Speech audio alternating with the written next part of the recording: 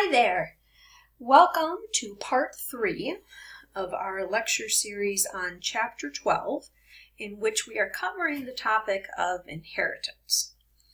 Now, up to this point, you've had some practice with monohybrid crosses and how to use a Punnett square to determine the possible genotypic and phenotypic outcomes in the offspring. Okay. We've also introduced you to Gregory Mendel and the work that he did, and also a lot of new vocabulary that was in that first lecture, the introduction to Mendel.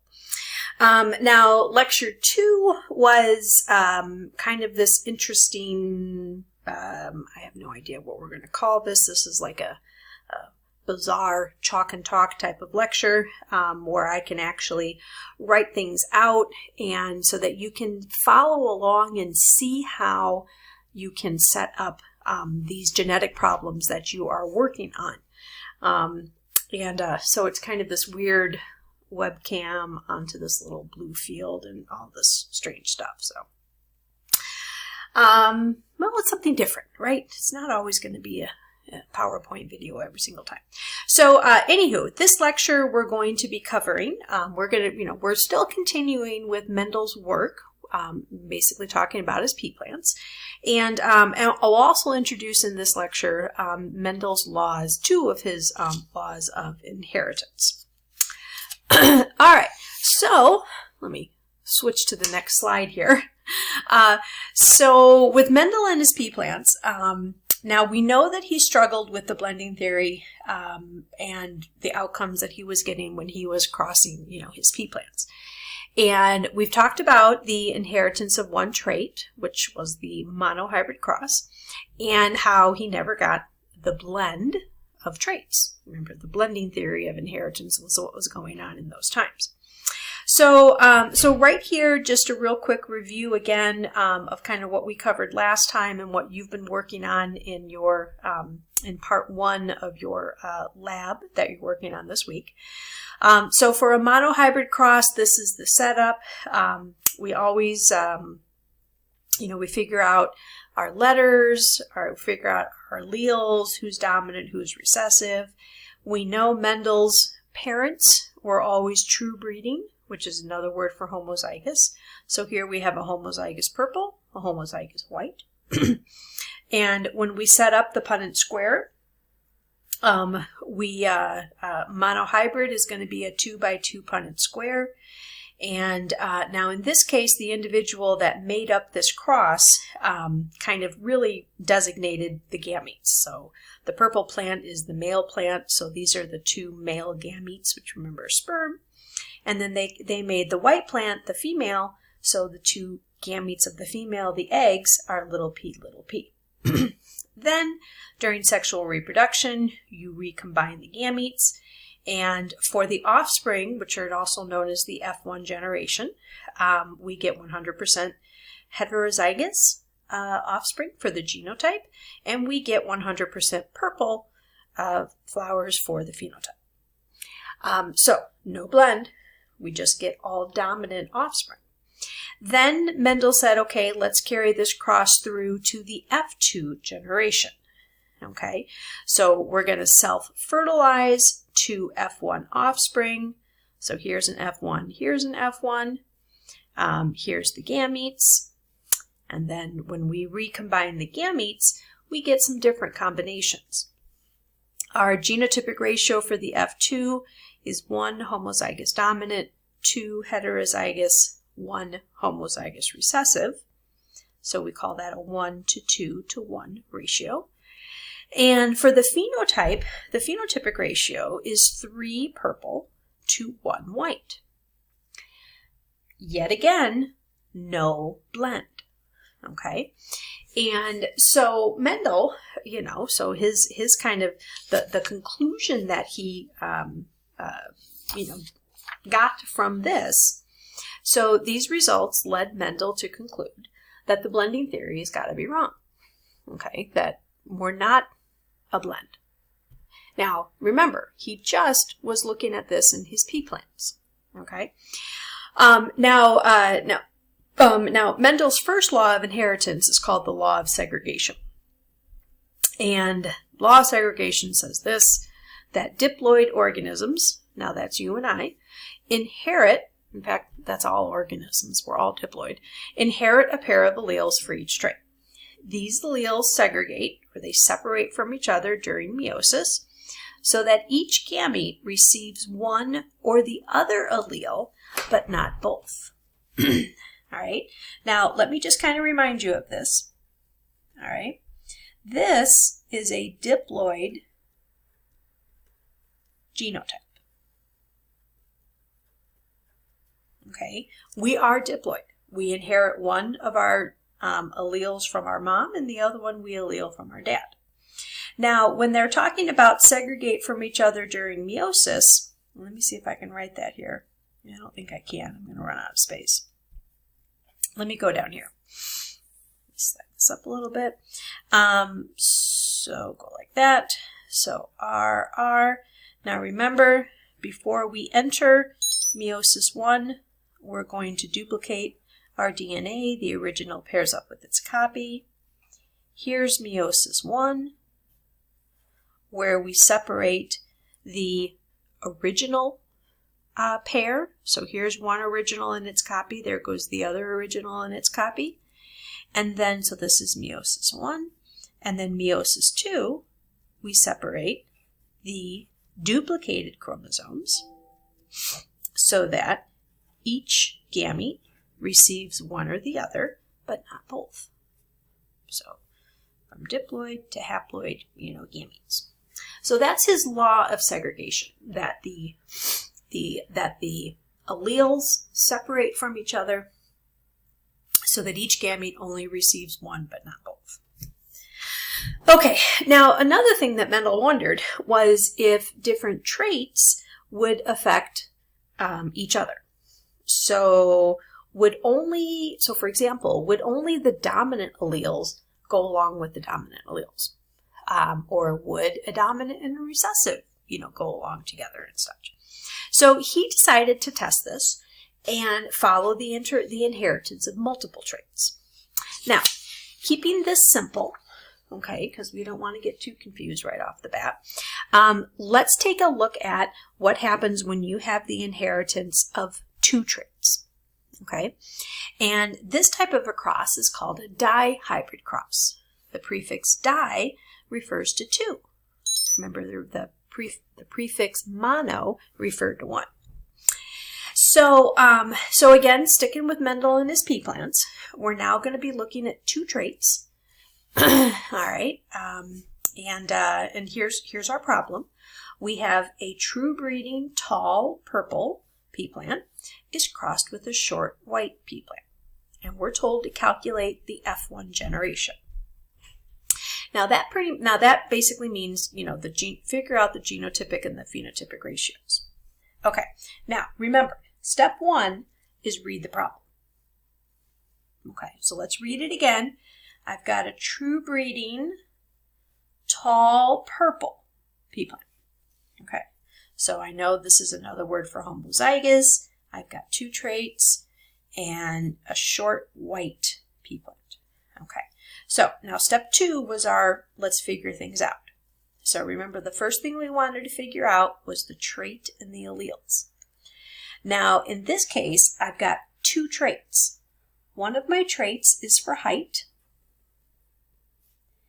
and my two alleles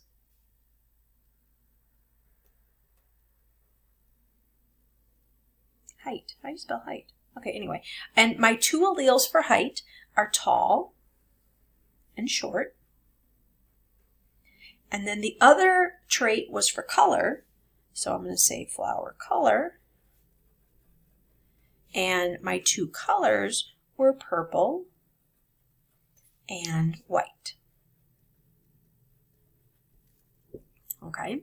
Now, it may seem silly to you that I'm writing this all down like I am. But, there's a lot of information that you have to keep in mind right now. that you have to keep up there in your working mind, your working memory. And there's kind of a cool theory called the chunking theory, which basically says that we can really only keep a certain amount of information at the forefront at any given time. And most people can only keep about 3 to 5 bits of information at one time. Okay, and with these problems, we're definitely asking you to think of a lot more than 3, bits of information, plus everything that's happening outside of you trying to solve that problem. What else is going on in your house? Is your phone beeping at you? There's a lot of things that distract us. So writing it down and having it right here in front of you is helpful. Okay, you don't have to, it hopefully will help reduce mistakes. Now remember, the other thing that we do in step 2 is we figure out what's the dominant allele, the recessive allele, and we assign the letters. Now, we know from our previous problems that with pea plants and flower color, the purple allele is the dominant one and the white one is the recessive. So we'll stick with the same letters we used last time, and we'll always use peas because the letter that we choose, we want it to be the first letter of the dominant allele, which is P. So capital P for the purple, lowercase p for white. Now for height, depending on where you are, you've already done a couple of problems with tall and dwarf or tall and short. And so tall is dominant and short is the recessive. So we're going to go with capital T and lowercase t for tall and short. All right. Now, there are different ways to do this. Okay. Your textbook may, opt to use different letters to represent dominant and recessive. Like, for example, a capital P here and a lowercase w instead of a lowercase p there. And that's fine. It all just depends on what, one second. Sorry. It all just depends on really kind of like on the person and the method. I'm just showing you my way of doing these things, okay? And I find them to be the simplest and most straightforward. The bottom line is you need to be able to set up a Punnett square and fill out a Punnett square. Now, what you do to get yourself to that Punnett square point, that can be a little bit flexible, but at the end of the day, in order to show your work, you've got to get your Punnett square. You got to get to that Punnett square. This is just, like I said, my way of doing it, and kind of, I think the most straightforward. All right, so step 3 is then we have to write down the genotypes of the parents. Now, one parent is a true breeding, tall purple, and the other parent, so that parent's genotype we're going to do there, and the other parent is short and white.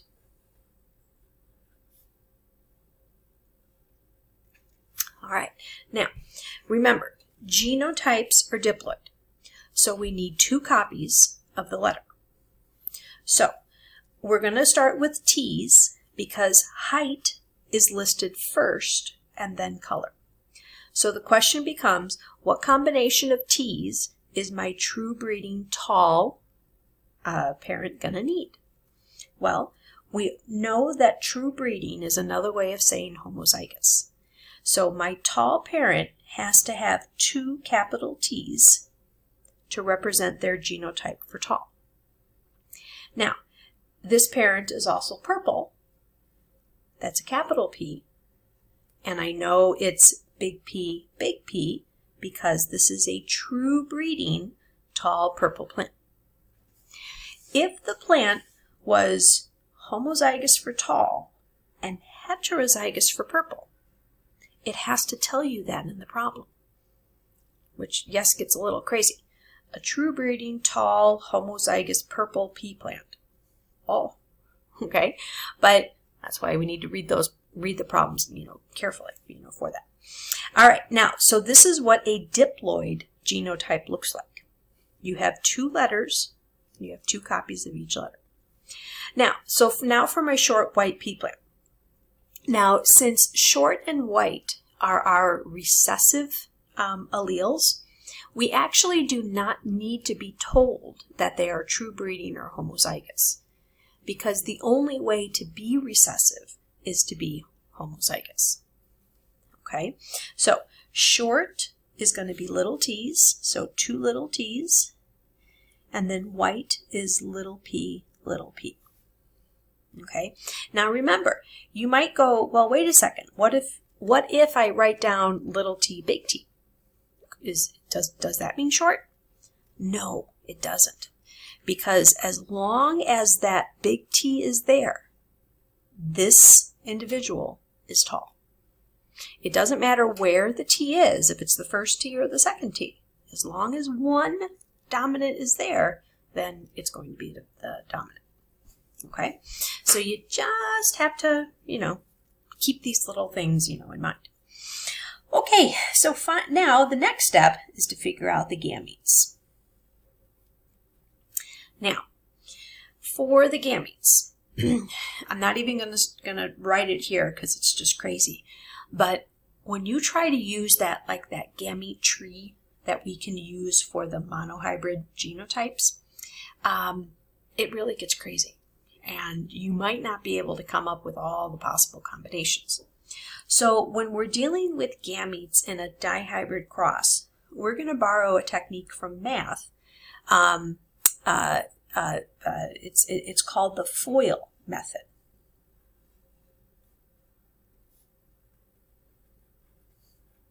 Now, if anybody groaned and rolled their eyes, I'm right there with you. This is what you learn when you are learning how to solve quadratic equations. Okay, when you have four variables and you have to figure out what to do with them. Now, FOIL, the F stands for first.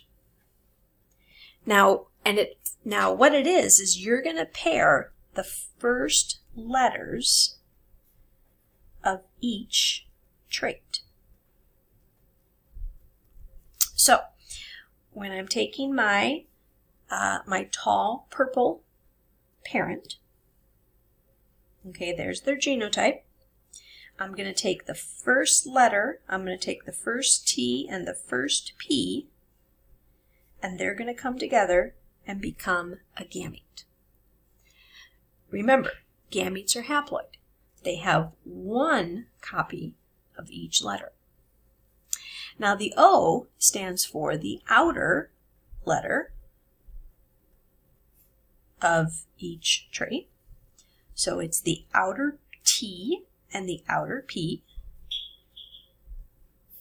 The I stands for inner letters of each trait. So the inner T and the inner P.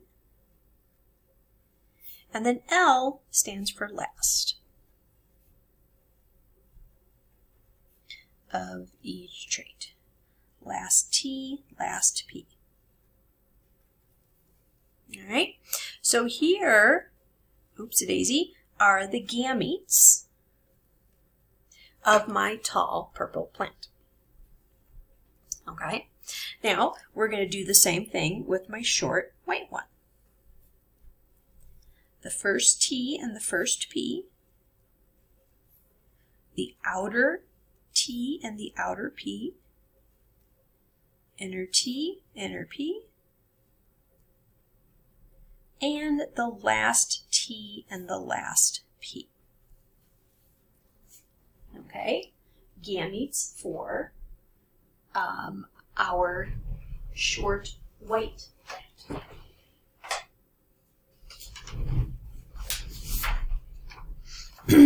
Okay. All right. Now that we have the gametes figured out, now we can set up and fill out our Punnett square.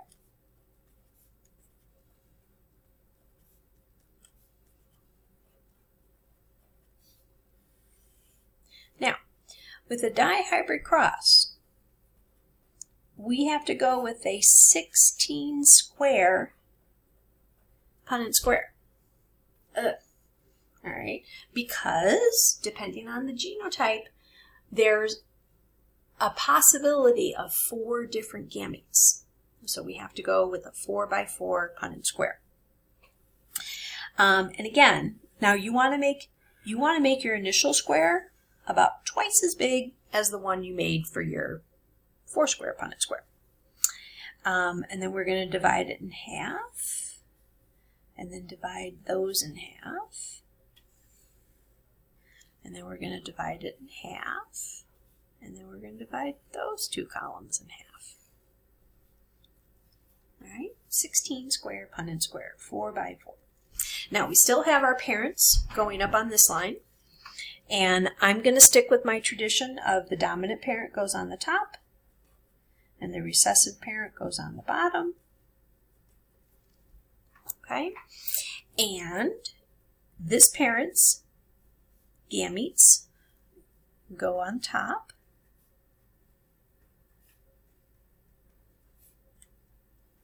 and this parent's gametes go down here.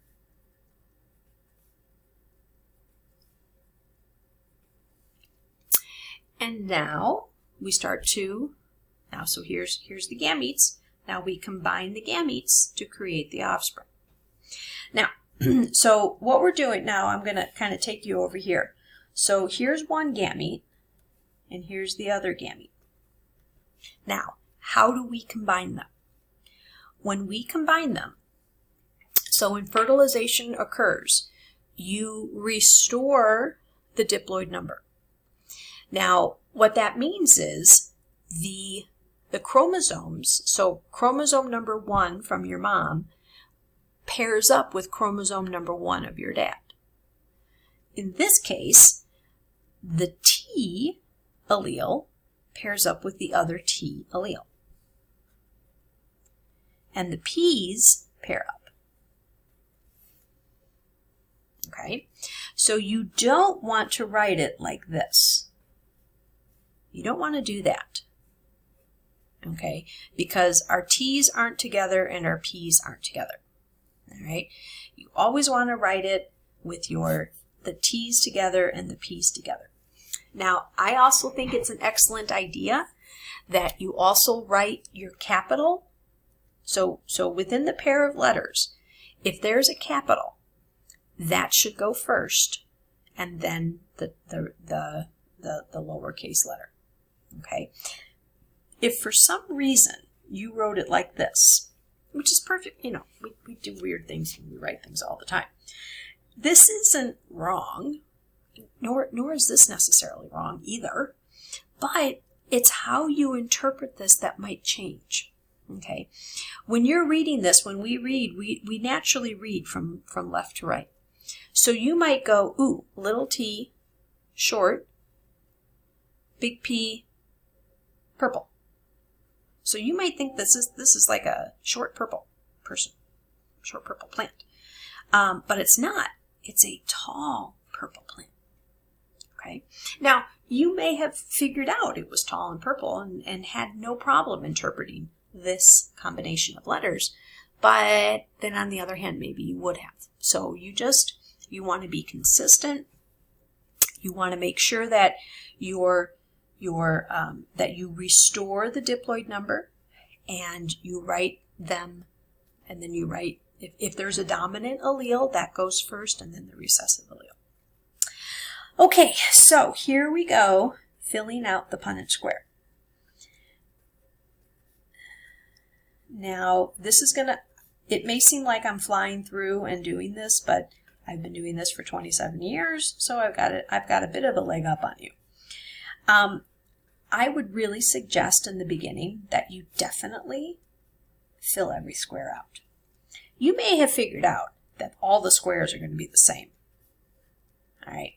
Now, if you do that, yes, you can kind of like take shortcuts if you want, which I hate because shortcuts generally just get me lost.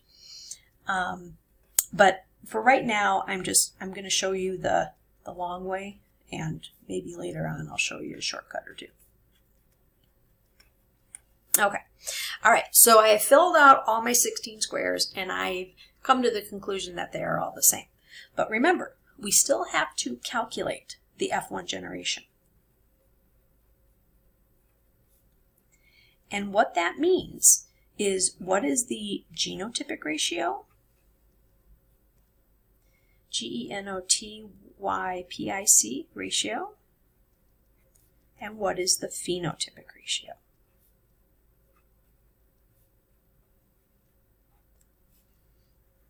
All right. Now, again, this is where they're all the same. So to be true to the ratio form, we could write something that looks like this. 16 heterozygous to 0. Or we could say that they're all heterozygous. Either of these is okay. For the phenotypic ratio, they're all, again, going to be the same. They're going to be and now remember, the phenotype is the physical description. So what does this plant look like? What is its color and what is its height? Okay. Every one of the plants are going to be tall and purple. So 16 tall purple to 0, or you could say that they're all tall and purple.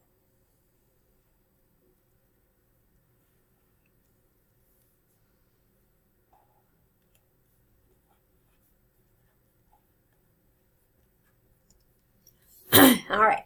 Now remember, the whole point of doing this is Mendel trying to figure out if the blending theory is right or not. And at this point, we've shown that the blending theory is not right. Okay. Again, Mendel crosses a true breeding dominant parent with a true breeding recessive. All of the offspring are dominant. Okay.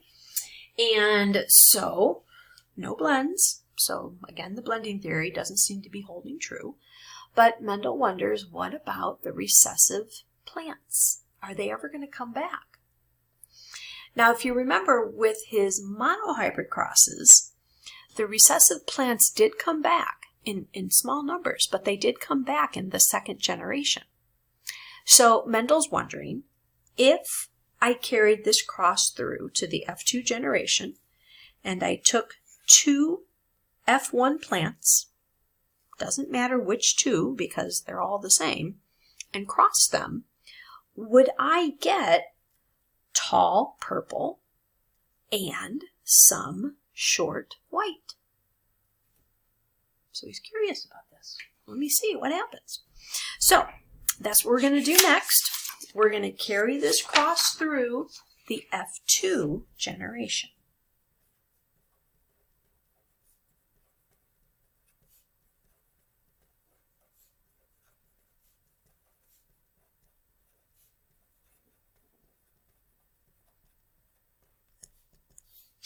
So we're going to take 2 F1 offspring and we're going to cross them. All right. Now, remember our steps. We've already read the problem. We've already figured out who's dominant recessive, and we've assigned the letters. And this are the genotypes of the parents of this F2 generation. So where we have to pick this up is figuring out the gametes. And remember, we're going to use the FOIL method. You're going to FOIL the gametes. So I'm going to take the first T and the first P, and that's going to go together and become a gamete. Then I'm going to take the outer T and the outer P, and that becomes my second gamete. The inner T and the inner P becomes my third gamete. And the last T and the last P becomes your fourth gamete. Okay, so we get 4 different gametes. So when you have a heterozygous parent who is different, you're going to get all different gametes. All right, so now to the Punnett square. Now, honestly, if you want to use a ruler and make this totally perfect, that's fine. If you don't use a ruler and it's not totally perfect, just make sure it's legible. Let me see. Now up here, I got to write down the genotypes of the parents. And then right here, I'm going to write this parent's gametes. Now this is why we need a 4-square Punnett square. Well, we need a 4 by 4 because I have 4 different gametes.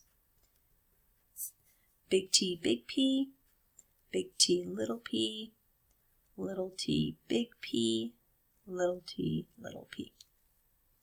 Same going on this side. All right, and be consistent. Be as consistent as you can with your, F-O-I-L, right? F-O-I-L, F-O-I-L. Just try to, if you start mixing things up and you're just like, oh, I'm going to put these guys first and then these guys second, mistakes are going to happen, okay? So you just got to try to minimize as many of them as you can. All right, now we start combining. And this is where things, again, are going to get a little tricky because we have lots of different combinations coming up. So in this one, for example, I'm going to have 2 big T's and 2 big P's.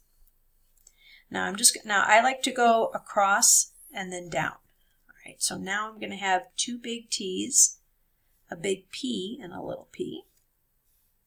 And now I'm going to have a big T, little t, 2 big P's. And then a big T, little p, big P, little. Big T, little t, big P, little p. Oh boy. Okay, so I'm going to continue this, and I'm going to stop talking because I'll get my P's and T's mixed up.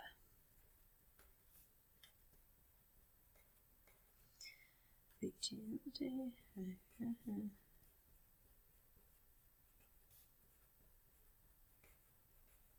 And this is another reason why I like to make my boxes really big, so that I can write all of my letters like as big as I want, so that I can really tell the difference between my capitals and my lower cases. I also sometimes try to do little lines or little curly cues to help me differentiate between bigs and littles. Okay, so here are the possible offspring that these 2 parents could have. Now remember, the other thing is that these are possible offsprings, right? It's not every time when 2 parents get together and have babies that they have a family of 16, or that the mother gives birth to 16 or to 4 kids, right? So remember, these are all just probabilities of how things happen. All right, now, so our genotypic ratio. Now, right now, I'm going to tell you we're not even going to write this down because there's I think it's 9 different genotypes.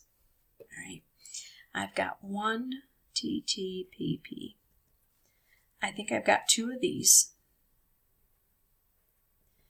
So that one's out. This one's out. And then I've got 1 of those, 1, 2, it's like 1, 2, 2, I think there's a 3 in there somewhere, 1, okay, anywho, that's just, forget that one. There are, we're never going to ask you, I'm just going to tell you flat out, we're never going to ask you for the genotypic ratio of a heterozygous dihybrid cross. Of a fully heterozygous, where both parents are heterozygous dihybrid cross. We might, and we do, ask you for the genotypic ratio on a homozygous dihybrid cross because the ratio is real simple. But when this one just gets a little cray-cray. Now, the phenotypic ratio, on the other hand, is a little bit more simple, but not super duper, but I just want to show you how to figure that out. So the phenotypic ratio, remember, this is the physical characteristics. And what you have to do is box by box, you need to go through and figure out what's the phenotype in this box. Now in this box, I have tall and purple. In this box, I have tall and purple. And I have tall, purple. I have tall, purple. Now, you may want to go through and write down the exact phenotype in the box. Now, some people get a little frustrated with that because it takes too long. Okay, okay. So maybe what you want to do is go, okay, tall, purple.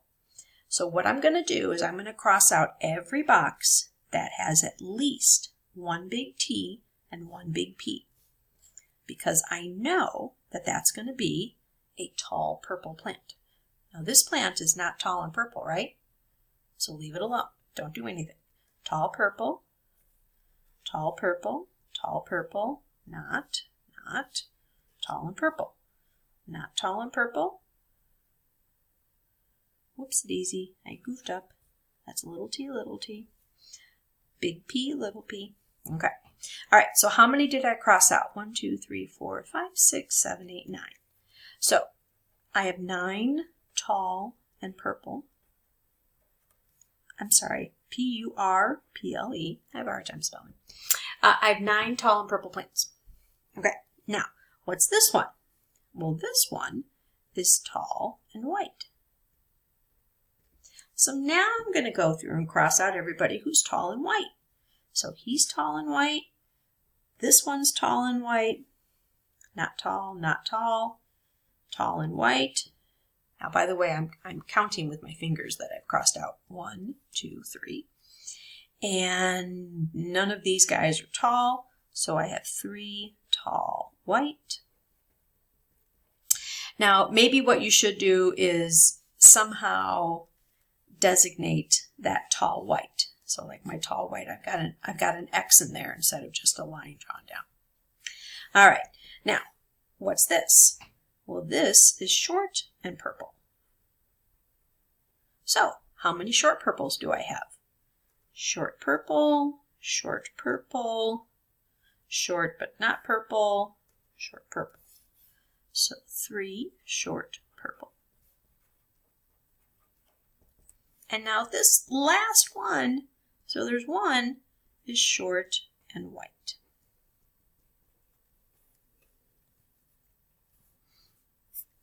Okay, so my phenotypic ratio of my F2 generation is 9 tall purple to 3 tall white to 3 short purple to 1 short white. Now, what this tells us is that, again, the blending theory is still not happening. I am not getting any medium and pink. I'm getting my dominant, tall and purple, getting my recessive, my short white, but then these two are like tall and white. It's like dominant and recessive. And this one is short and purple. It's like recessive and dominant. Okay? So there's no rule that your dominant alleles have to stick together or your recessive alleles have to stick together. They can separate from each other and recombine with a different allele. So this led Mendel to come up with his second law of inheritance, which is called the law of independent assortment. And in this one, the genes and the alleles do not influence each other. They're inherited independently of other alleles. Okay, so there's no blending theory, and the traits. So there's no blending theory. In Mendel's genetics, dominant is dominant. Whenever the dominant allele, if the dominant and the recessive allele are together, dominant is dominant. So there's no blend of those two.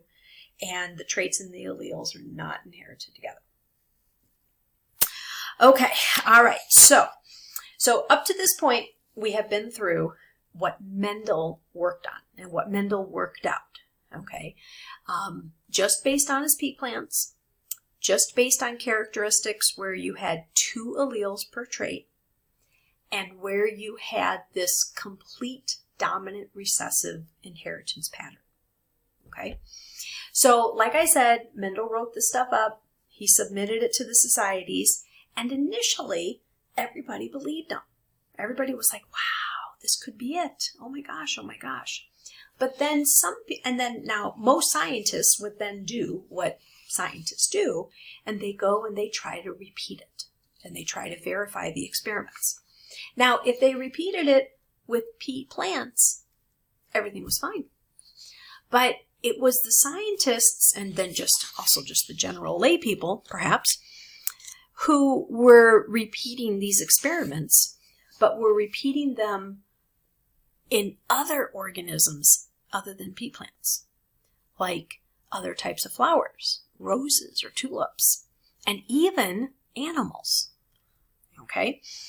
And so let me kind of give you this example type of thing, and I'll kind of show you where Mendel's work went wrong, kind of what we figured out about it.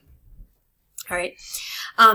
Now basically what came up of this all was that we realized that there's a lot of different ways that things can be inherited.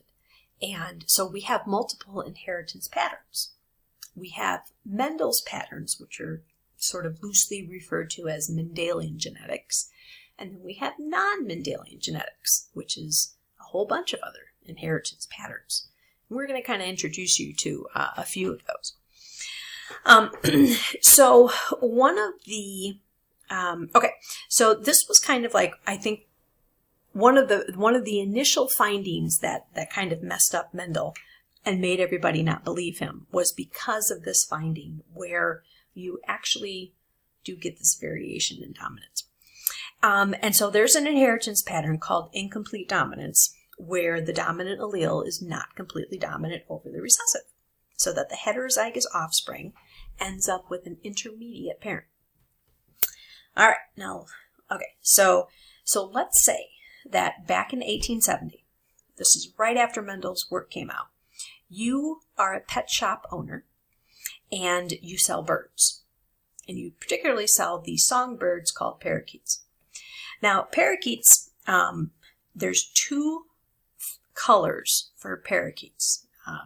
For feather color, for that trait, there's 2 alleles, blue and yellow. And blue feathers are dominant over the yellow feathers. Now, everybody wants a blue feathered bird. They are just the beautiful ones. They're just gorgeous, iridescent, shiny blue, and they're the birds that sing. Yellow feathers are like this dull, dingy, dirty yellow color that nobody likes, and they don't sing, they just sort of chirp. Okay, so everybody wants blue. Everybody's going to pay more for a blue parakeet than they are for a yellow. So the pet shop guy's like, man, I want to make sure that I only get blue parakeets when I breed them. So now, according to Mendel, if we took a true breeding blue parakeet. Now, by the way, let's do this before we really get going. Okay, we know that blue is is dominant, so we're going to give it a capital B, and yellow is our recessive. We're going to give it a lowercase b. Now, Mendel said, do you remember what Mendel said? If you crossed a true breeding blue with a true breeding yellow? Well, if you don't remember, let's just do a quick Punnett square to show you what Mendel said. So here's my blue, and here's my yellow. Now, so far as our gametes go, I can show you this real quick. This is our little gamete tree. Now we are back to just one trait here. We're just talking about feather color. Okay. Now, so my blue parakeet is only going to produce a gamete with a big B. And my yellow parakeet is going to do the same, but it's only going to produce a gamete with a little b. Okay? And now we bring them together. And this is what we get in our Punnett square. Now our genotypic ratio is going to be 4 heterozygous to 0, which is exactly what Mendel always got. Okay? Now technically he didn't really know it was heterozygous because he didn't know about alleles yet, but it was the phenotypes that he always based his on. And according to Mendel, we should end up with 4 blue parakeets, right? Because blue is the dominant allele, and in Mendel's genetics, dominant is dominant. But here's the rub.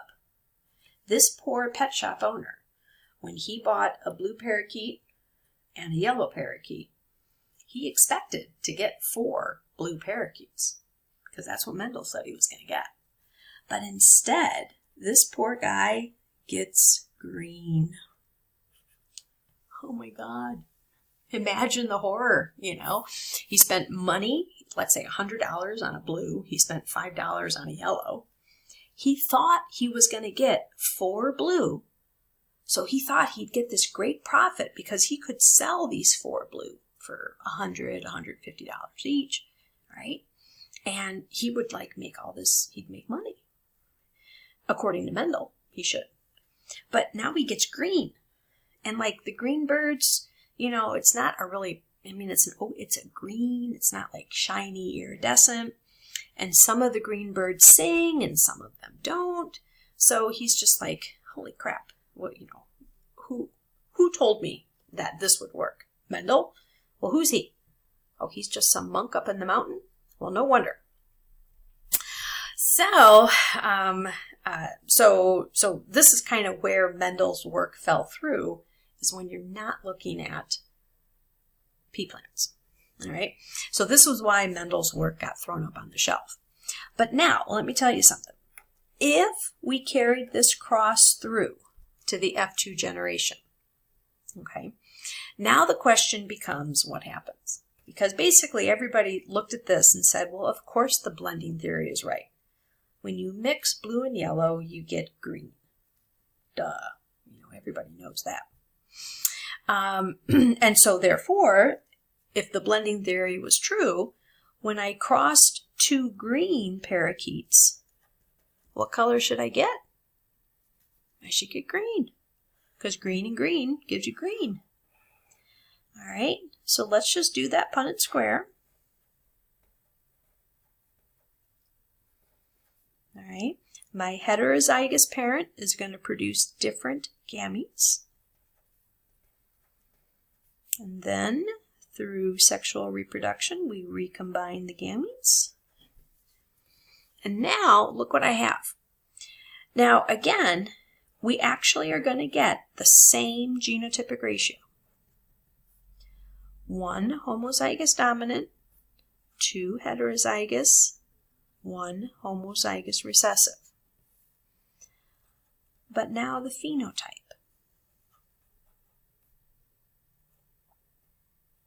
Phenotypic ratio. All right. According to Mendel, what colors should we get? According to Mendel, we should get 3 blue and 1 yellow. Okay. Now, but however, because this is this incomplete dominance type of an inheritance, we get 1 blue, 2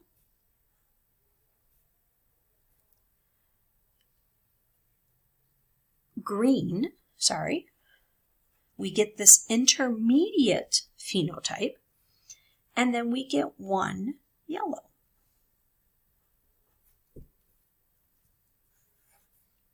All right, the heterozygous individual is this intermediate phenotype. right? We don't want to call it a blend, even though it kind of is, because if we say blend, then the blending theory is true. And if you take 2 green birds, then you should get all green birds, because green mixed with green is going to give you green. But the blending theory is really not true. The blending theory doesn't work. Okay, you get this intermediate color, but because of genetics and because of the law of segregation and this law of independent assortment, there's no rule as to which allele is going to end up in which gamete, but it's only going to be one of them. And so it just depends on how the gametes come back together as to which combination you're actually going to end up with. Okay, so basically, the people who kind of gave up after the first, this didn't match up to what Mendel was saying, they were kind of wrong, because they should have carried it through, and then they would have seen something close to what Mendel was saying. But nonetheless, it is true that this experiment, this cross right here, does not support Mendel, because there's more than one type of inheritance. Okay. Now, up to this point, we've got 2. We have complete dominance, or what's called simple dominant recessiveness, and we also have this one called incomplete dominance, where the heterozygous gives you this intermediate phenotype. Okay. Now, the other thing, if you're wondering about, how am I ever going to know what type of inheritance pattern it is? The problem has to tell you. Okay. If anything, you can think of as, if the problem doesn't tell you that it's incomplete, the default is it's always just the regular Mendel genetics. Okay. If it's something different from Mendel, then the problem's gonna tell you. Okay, now there is one final thing, and I apologize, I know this is a lengthy lecture. There's one final thing I want to tell you about, and that's what a test cross or a back cross is. Right? Once you get the hang of these genetic problems, kind of how to set them up, you'll kind of find them to be pretty boring, because you're like always doing the exact same thing, just with different, letters. And, but so just to kind of make things interesting, sometimes we'll, not quite give you all the information that you need to solve the problem. And what you'll need to do to solve the problem is to perform what's called a test cross. It's also called a back cross. And namely, the information that you're not given is going to be all the information for that dominant parent. You're not going to be given the genotype.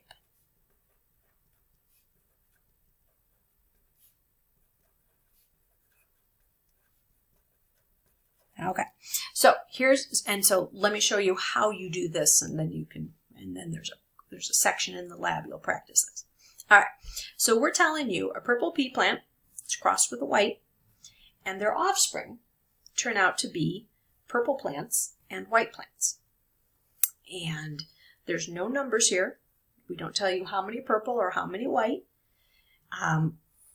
We don't tell you which one of these is dominant recessive. At this point, you should know that with pea plants, purple is dominant over white. And we also don't tell you the genotypes. We literally just give you the phenotypes of the parents. But now, of course, you're like, well, that's what we're asking you. What are the genotypes of the parents? So what's the genotype of our purple plant? What's the genotype of our white plant?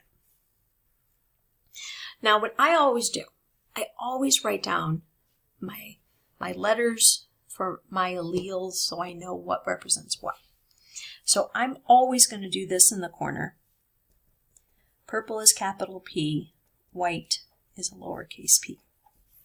Okay, these are my alleles that I'm going to use, capital P and lowercase p. Now, for my purple parent, I know that there are 2 possible genotypes for purple. Purple can be either homozygous or heterozygous, right? As long as I have, remember these are pea plants, as long as I have at least one capital P, that plant is purple. Now, but a parent can't be both. It has to be one or the other. So on one hand, you're thinking, oh, well, maybe the problem tells me what the dominant genotype is. So you would circle back and you go, okay, a purple pea, but it doesn't tell me if it's homozygous or heterozygous. That right there is your hook for, ooh, I got to do a test cross. Right? So, so I don't know I have to do a test cross. Now, what about my white parent?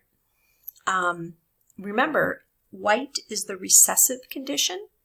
The only way to be recessive is to be homozygous recessive. So what basically is going to happen here is I have to test both possible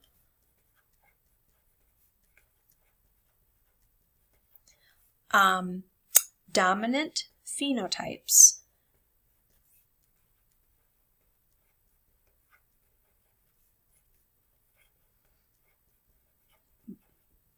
both possible dominant genotypes, actually it really should be genotypes with the recessive one. So you have to test a homozygous dominant purple times a white and a heterozygous purple times a white. Now what you're looking for is you're looking for offspring that are both purple. So you get some purple offspring and you get some white offspring. Now what this becomes at this point is just a nice easy 4-square Punnett square. And believe me, after you've done a few more of these problems, this is going to be as quick as I make it. Now look at these offspring and ask yourself, what is the phenotype of these offspring? They're all purple. Are there any white offspring? No. They all have a capital P. They're all purple. Now, so it's got to be this cross. So let's just do the quick Punnett square just to prove it. So here's a purple offspring. Here's a purple offspring. Here's a white, and here's a white.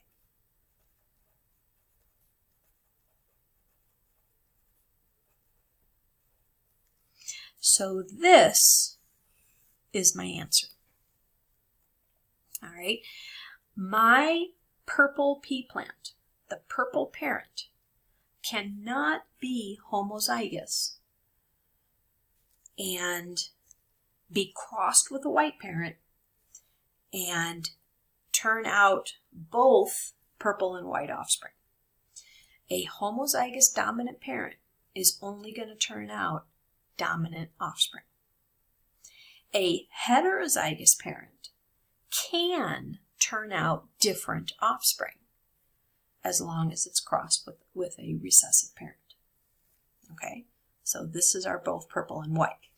Now, one thing I'll say here that you may hear me say again is the numbers when you have to do these test crosses and figure things out, the numbers don't matter. It doesn't matter that I wasn't told up here 2 purple and 2 white. Right? I could be told 15 purple and 13 white. All right. I could be told 5 purple and 1 white. Okay. The numbers sort of like in reality, the numbers are never going to match up perfectly with the theoretical numbers. Okay. But so what you're really looking for are the possible outcomes that you could get. Okay, what kind of plants are you looking for? I'm looking for both purple and white. Doesn't matter how many purple and how many white, but just the fact that I can get both of them is what's important. Okay, all right, so this was a long lecture. I apologize, but kind of doing it this way is a little bit slower because I'm trying to, step by step walk you through how to do these problems. All right, there is more to come. I will see you then. Bye-bye.